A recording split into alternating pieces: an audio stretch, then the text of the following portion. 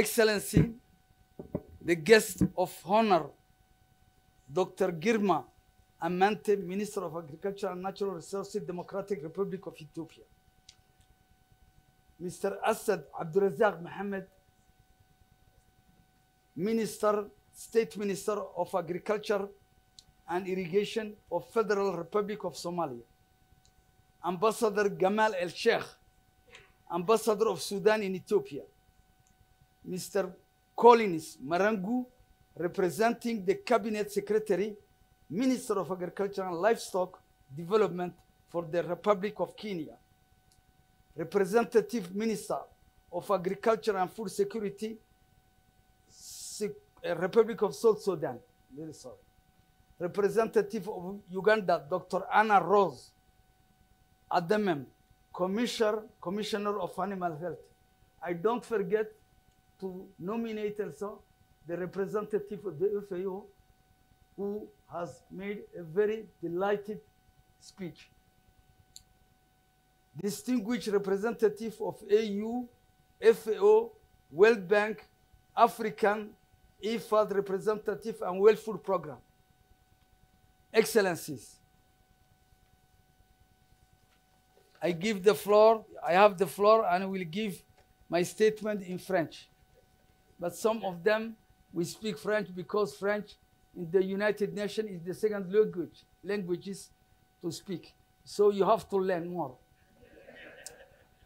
J'ai le plaisir de prendre la parole aujourd'hui en tant que ministre de l'Agriculture et de l'Élevage de Djibouti lors de cette réunion ministérielle de haut niveau pour valider et approuver la stratégie régionale de sécurité sanitaire de l'IGAD et la stratégie de gestion des pertes post-récolte. Je tiens à exprimer ma gratitude au secrétaire exécutif de l'IGAD et son représentant Daher Elmi, aux représentants de la FAO et au ministre éthiopien de l'Agriculture pour leur présence à cet événement important et de haut niveau. Permettez-moi de commencer par souligner l'importance de la sécurité sanitaire dans notre région. Les aliments contaminés représentent un danger majeur pour la santé publique, causant des maladies et malheureusement entraînant la mort. Chaque année, environ 600 millions de personnes dans le monde tombent malades et 420 000 en meurent à cause de la consommation d'aliments contaminés. Parmi ces chiffres, près de 40% des personnes touchées sont des enfants de moins de 5 ans. Malheureusement, l'Afrique est la région la plus touchée par cette situation. Selon l'OMS, 91 millions d'Africains tombent malades chaque année à cause d'aliments contaminés. Et 137 000 en meurent, représentant ainsi un tiers du nombre total de décès dans le monde. C'est pour vous dire, mesdames et messieurs, l'importance de ces deux thèmes qui ont été choisis et je félicite les membres du comité d'experts de l'IGAD ainsi que le secrétariat exécutif de l'IGAD pour avoir choisi ces deux thèmes pertinents. Je voulais vous dire que dans le monde entier, ce problème existe, mais à un moindre degré. Concernant l'Afrique, je viens de dire qu'un tiers du nombre total de décès dans le monde, c'est en Afrique qu'on trouve. Je vais vous dire une chose, une anecdote. En Éthiopie, dans la région de Dalol, c'est le seul endroit au monde où il n'y a pas de microbes. Donc, si vous conditionnez là-bas, dans la région de Dalol, tous les produits stockés d'Afrique, il n'y aura pas de mal. Mais malheureusement, personne ne peut laisser parce qu'il n'y a pas de virus. C'est le seul endroit au niveau de la planète où il n'y a pas de virus. Parce que le pH est de -1. C'est acide. C'est des sels minéraux, acide sulfurique, acide chlorhydrique et acide cuivrique. Parenthèse, je fais une parenthèse.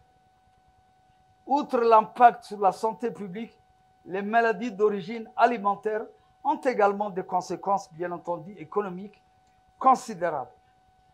Les pays à faible et moyen revenu, principalement en Afrique subsaharienne et en Asie du Sud-Est, perdent chaque année 110 milliards de dollars, soit un impact économique considérable.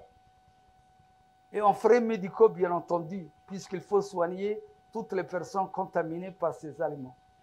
En raison de la consommation d'aliments non sécuritaires, selon une étude de la Banque mondiale en 2019. De plus, les pays africains ont subi des rejets coûteux de leurs produits alimentaires sur les marchés internationaux, entraînant parfois une perte de part de marché en raison de la sécurité alimentaire. Parce qu'il ne suffit pas de produire en Afrique. Encore faut-il les conditionner. Encore faut-il le transporter et le commercialiser. C'est au niveau de pertes post-récolte que beaucoup de choses se produisent et nous perdons des milliards de dollars à ce niveau-là. La production, augmenter la production en Afrique pour qu'on puisse être autosuffisant, mais encore faut-il, dans la chaîne alimentaire, qu'on puisse sécuriser le conditionnement et le transport et la commercialisation de ces produits, notamment périssables. Il est clair que la situation actuelle est le résultat des systèmes de gestion et de sécurité sanitaire inadéquats dans notre région. La 73e session de l'Assemblée mondiale de la santé, tenue en mai 2020, a souligné la nécessité d'améliorer les systèmes de sécurité alimentaire de nombreux pays. Cela par des améliorations significatives dans des domaines clés tels que les cadres juridiques, les mécanismes de mise en œuvre, la surveillance, l'inspection des aliments et les capacités de laboratoire. Je voudrais insister que la colonne vertébrale, c'est le laboratoire. Si vous n'avez pas un laboratoire moderne et de personnel de qualité, vous risquez d'avoir des problèmes. Parce que de nos jours, les aliments qui nous viennent du monde entier, c'est très difficile de connaître parce qu'il faut des instruments de qualité. Spectrophotomètre d'absorption atomique, il faut des oligo-éléments, un instrument pour les oligo-éléments, et ainsi de suite. Et j'en passe, les virus et les microbes qui... C'est pour cela que Djibouti, à notre niveau, nous avons transformé le laboratoire actuel en un laboratoire de haute qualité parce que nous importons beaucoup d'aliments. Je parle en connaissance de cause et je parle aux représentants du LANA de Djibouti. Nous allons construire un laboratoire de très haut niveau et où les instruments de laboratoire les plus sophistiqués seront là. Bien entendu, nous allons procéder au perfectionnement et au recrutement des personnes de qualité. Parce que le laboratoire, c'est le plus important. Merci de cette parenthèse.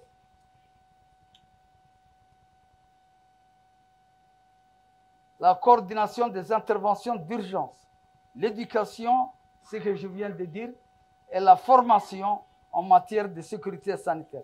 Il est également essentiel d'intégrer la sécurité sanitaire dans les politiques nationales et régionales de santé, d'agriculture, de commerce, d'environnement.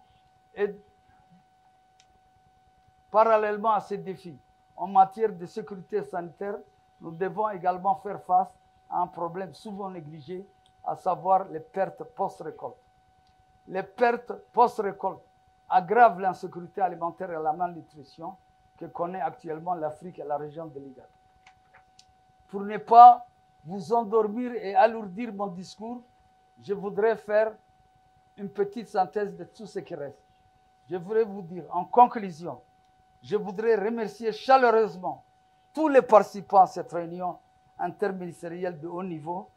Votre engagement et votre soutien sont essentiels pour relever le défi de la sécurité sanitaire et la gestion des pertes après récolte. Ensemble, nous pouvons bâtir des systèmes alimentaire efficace, résilient et durable pour assurer la prospérité de nos nations et le bien-être de nos citoyens. J'insiste encore, je voudrais insister que cette stratégie, les deux stratégies, que ces stratégies doivent suivre d'un effet. Bien entendu, pour construire un laboratoire, pour lutter contre les aliments contaminés, tout ceci va demander un financement et je demanderai au secrétariat de l'IGAD de mobiliser des ressources financières ou faire un plaidoyer pour que les pays africains de l'IGAD puissent mobiliser et avoir les ressources nécessaires pour qu'ils soient à la hauteur du défi. Et je vous remercie infiniment. Merci de votre attention.